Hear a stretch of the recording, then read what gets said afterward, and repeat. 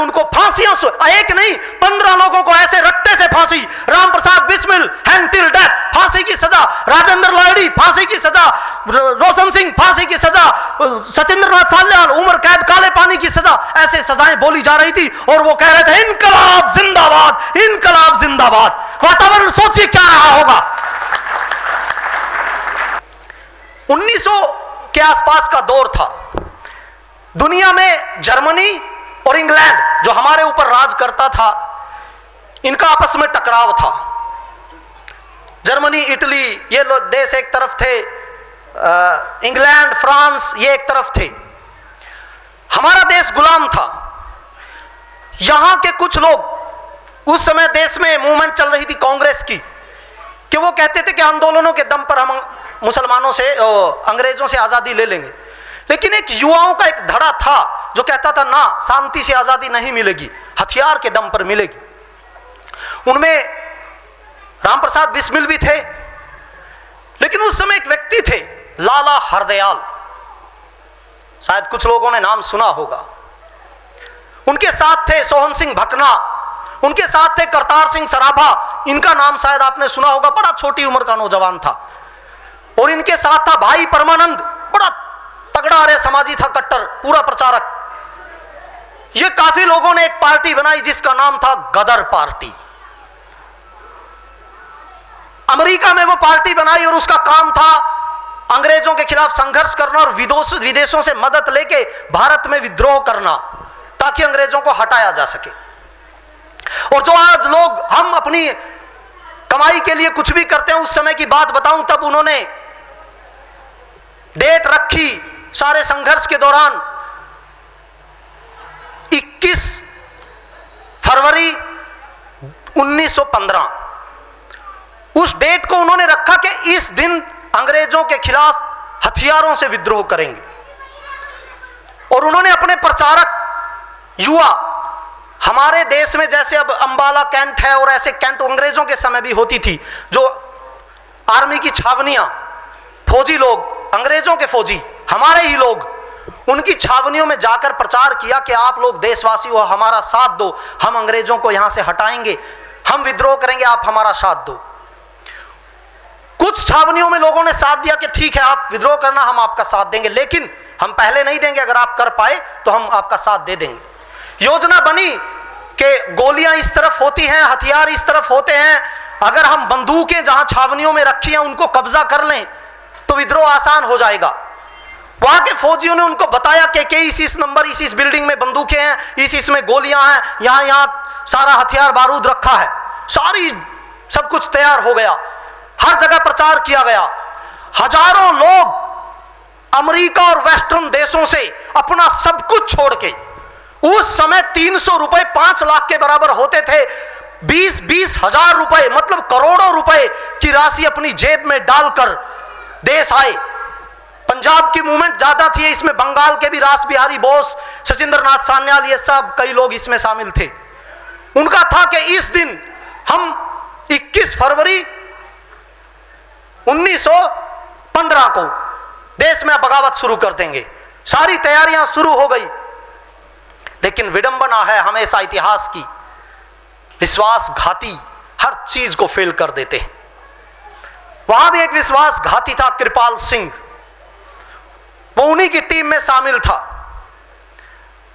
कृपाल सिंह पर शक भी हो गया था कि अंग्रेजों का जासूस है, लेकिन उस समय सबने निर्णय लिया अगर इसको मार दिया गया तो शायद हमारा सारा अभियान न गड़बड़ हो जाए, तो छोड़ दिया गया। लेकिन क्या किया कि तारीख को 21 फरवरी से 19 फरवरी कर दिया गया। जब रास बिहारी बोस इसको पूरा कंडक्ट कर रहे थे, रास बिहारी बोस को कृपाल सिंह की सारी असलियत नहीं पता थी। उनके पास किसी ने कहा जाकर कि छावनियों में सूचना दे दी गई है, विद्रोह 21 की जगह 19 को किया जाएगा। कृपाल सिंह वहीं बैठा था और वो तुरंत देखा गया, साइकिल उठाई, उस समय तो साइकिल हुआ करती थी, वो अंग्रेजों को सूचना देने चला गया। और 19 फरवरी को सारी जितनी छावनियां थी उनमें हथियारों पे जितने भारतीयों की ड्यूटियां थी वो सारी हटाकर अंग्रेजी सैनिकों की लगा दी गई। और जिन तुरंत धरपकड़ शुरू हो गई और लगभग टोटल मिलाकर 10,000 लोग गिरफ्तार किए गए 10,000 लोग। सारे आंदोलन को रात रात में फेल कर दिया गया। करतार सिंह सराभा उसी के तहत फांसी पर लटकाया गया था। भाई परमानंद को उसी के तहत पहले फांसी की सजा दी गई, फिर उम्र कैद की सजा हुई, वो फेल हो गया। ये लोग निराश होकर बैठे कि विश्वासघात कितनी बुरी चीज है। लेकिन ये नहीं बैठे, ये हथियार डालने वाले नहीं थे हमारी तरह, फिर खड़े हुए। फिर एक आदमी था गेंदालाल दीक्षित, उसने राम प्रसाद बिस्मिल से बात की। जो लोग चंद बाहर रह गए थे युवा, उन्होंने फिर एक योजना बनाई। पंचम सिंह नाम का एक डाकू था 1918 में, उस डाकू से बात की और जितने बिहार में मध्य प्रदेश के इलाके में डाकू थे, ये घटना पंजाब की थी, और फिर बिहार में उन डाकुओं से बात की और लगभग 2000 पैदल डाकू और 5000 घुड़सवार 2500 लोगों की सेना तैयार की और कहा एक एक जगह जाकर हमला करके कब्जा करेंगे देश पर।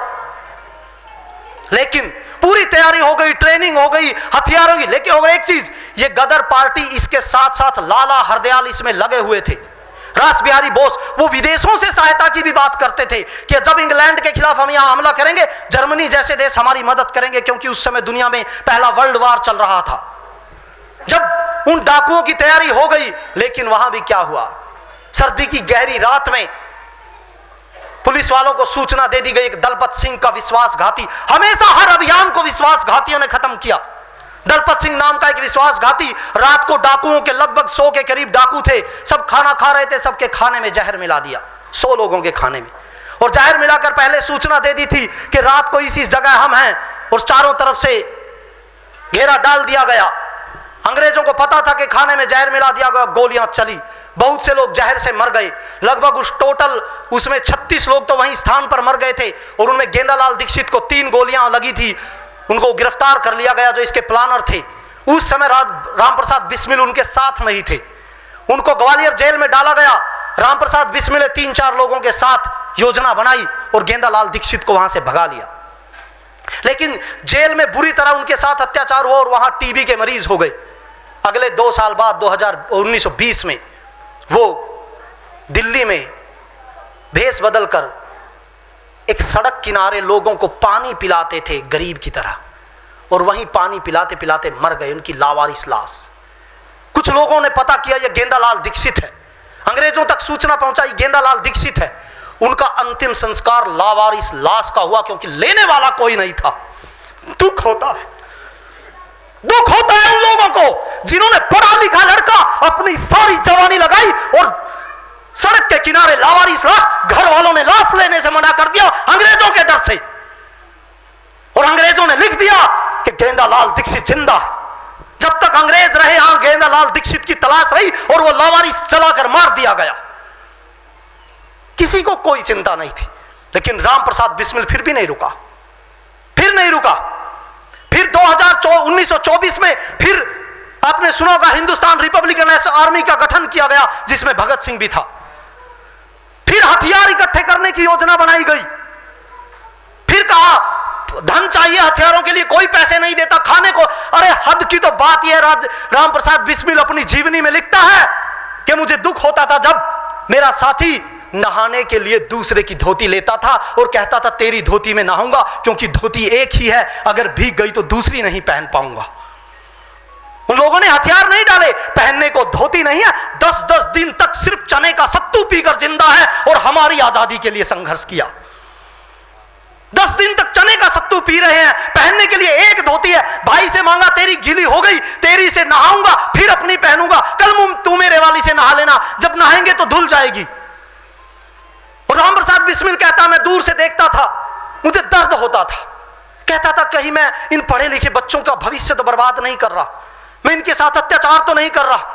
ये अच्छे अच्छे घरों के बच्चे हैं, यहां खाने को नहीं मिलता, सोने को नहीं मिलता, पहनने को नहीं मिलता, और 100% शुद्ध असफलता है, कहीं दूर दूर तक कोई रास्ता नजर नहीं आता। राम प्रसाद बिस्मिल ने अपनी आत्मकथा में लिखा है।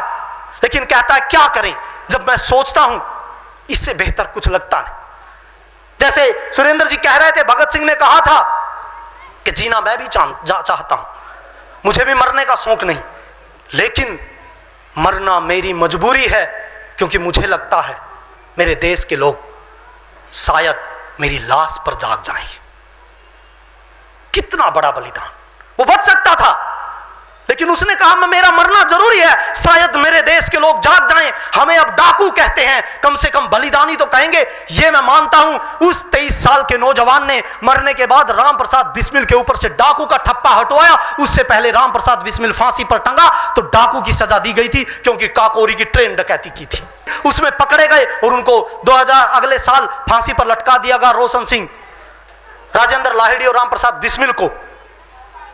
और उस समय का जो, अगर आप कभी प्रकरण पढ़ेंगे, जो उनका वो प्रकरण था, जब वो सजा हो रही थी उनको, जब उनको फांसियां, एक नहीं 15 लोगों को ऐसे रट्टे से फांसी, Ram Prasad Bismil hang till death, फांसी की सजा, राजेंद्र लाहिड़ी फांसी की सजा, रोशन सिंह फांसी की सजा, सचिंद्रनाथ सान्याल उम्र कैद काले पानी की सजा, ऐसे सजाएं बोली जा रही थी। और वो कह रहे थे इनकलाब जिंदाबाद, इनकलाब जिंदाबाद। वातावरण सोचिए क्या रहा होगा। वो रो नहीं रहे थे। और जिस समय अदालत से निकले, सबने राम प्रसाद बिस्मिल के पैर छुए, अपने माथे पर तिलक लगाया और कहा सब मरने के लिए तैयार हैं। लेकिन दुख होता है, हम तो जानते भी नहीं उन्होंने कितनी भावना के साथ बलिदान दिया होगा, हम जानते भी नहीं। राम प्रसाद बिस्मिल काकोरी ट्रेन डकैती के अपराध में फांसी पर लटका दिया गया, दर्जन भर लोगों को काले पानी की सजा हुई, हम नहीं जानते।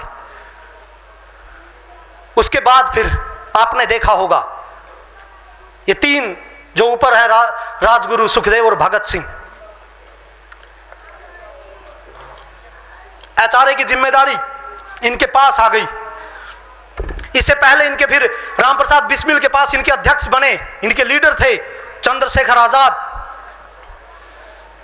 वो जवाहरलाल नेहरू से मिलने के लिए इलाहाबाद में गए और उससे मिलने के बाद अल्फ्रेड पार्क में रेस्ट कर रहे थे, एक युवक का इंतजार कर रहे थे, लेकिन वो नहीं जानते थे उससे पहले वीरभद्र नाम का एक फिर विश्वासघाती उनकी सूचना दे चुका था अंग्रेजों को। और जब वो पार्क में बैठे यशपाल के साथ और कई साथी थे, उनके ऊपर भी कई आरोप हैं कि एक दूसरे के साथी ने विश्वासघात किया, वो वहां बैठे थे। चारों तरफ से कितने लोग, लगभग 80 जो जवान थे बंदूकधारी, जिन्होंने पूरे पार्क को घेर लिया। अकेले चंद्रशेखर आजाद लगभग 32 मिनट लड़ाई चली, 32 मिनट अकेला लड़ा 80 सैनिकों के साथ और 39 राउंड फायर किए अंग्रेजों पर। लगभग दर्जन से ऊपर अंग्रेज घायल किए और 3 को मार दिया और अंतिम गोली अपने सिर में मारी। और एक गोली नहीं, सिर में मारने से पहले लगभग 7 गोलियां उसको लग चुकी थी। ये जो बात बता रहा हूं, एक सीआईडी के अफसर ने, अंग्रेजों की सीआईडी के अफसर ने किताब लिखी है, उसमें लिखी है ये बात। लगभग 7 गोलियां यहां गर्दा, एक हाथ कलाई टूट चुकी थी। बार बार कह रहे थे आत्मसमर्पण कर दो, लेकिन बार बार गोलियां चला रहा था और अंतिम गोली फिर अपने सिर में मारी। उसे भी लगता था देश कुछ और बनेगा, नहीं बना।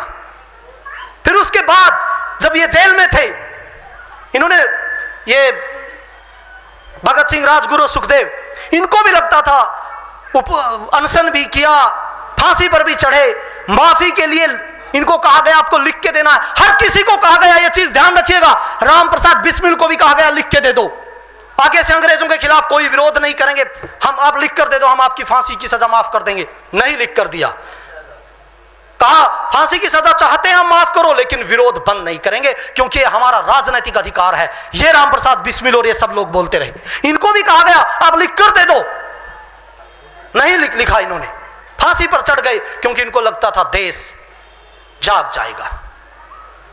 लेकिन कैसा देश बना रहे हैं हम।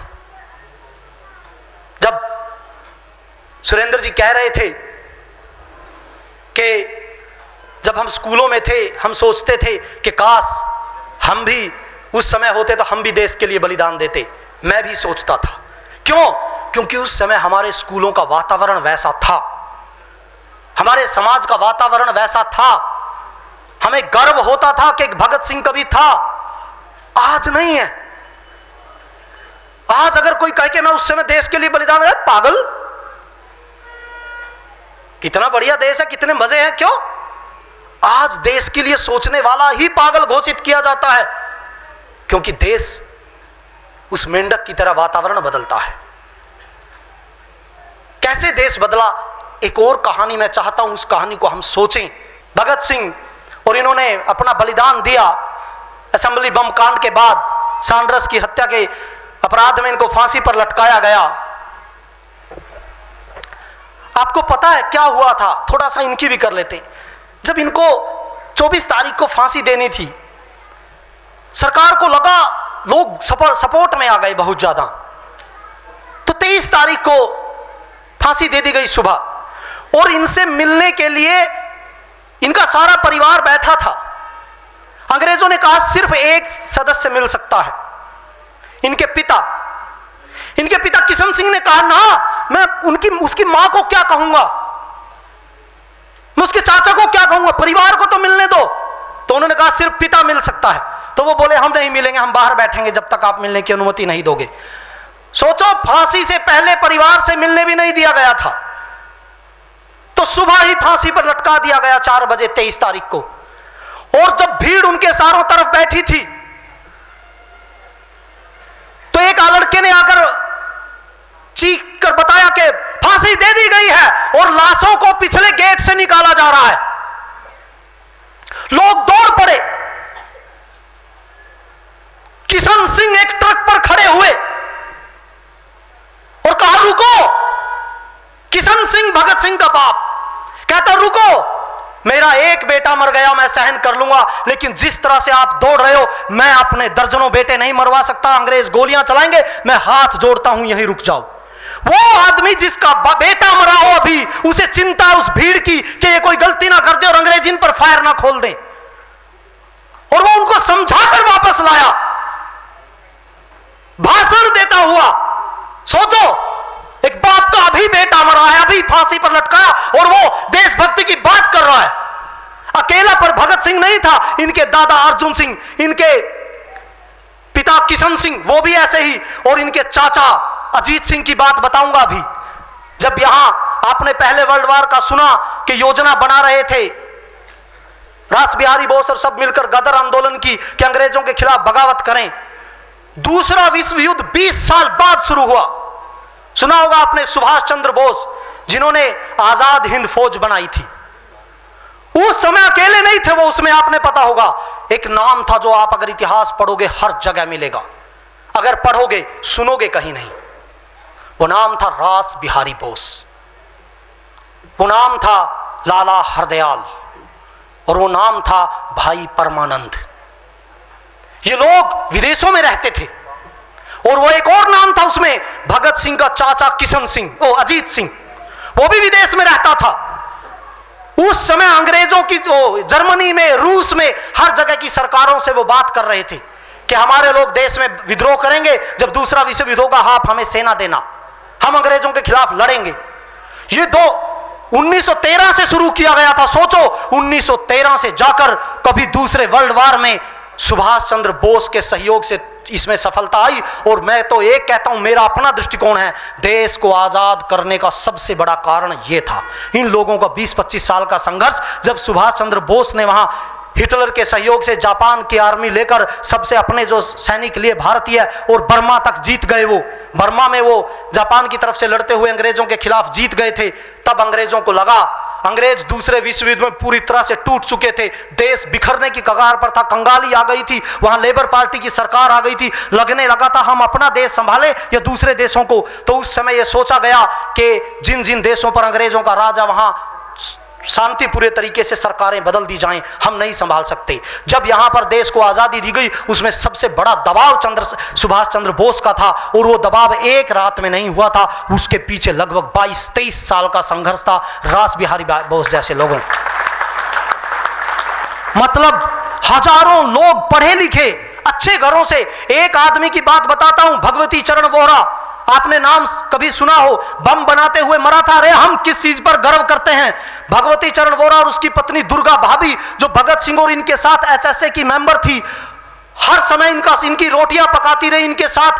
जब भगत सिंह भेष बदलकर भागा तो उसकी पत्नी बनकर गई थी भेष बदलकर, उसकी वो दुर्गा भाभी उसको बचाने के लिए वो दुर्गा भाभी 1999 में मरी है। 1999 में जब हम वर्ल्ड कप देख रहे थे, दुर्गा भाभी की मौत को याद करने वाला कोई नहीं था इस देश में। 1999 में जिसको सबको पता था इसने देश के लिए संघर्ष किया, कोई नहीं संभालने वाला था। शायद उस समय पता नहीं कितने नेताओं की जय जयकार इस देश में हो रही थी।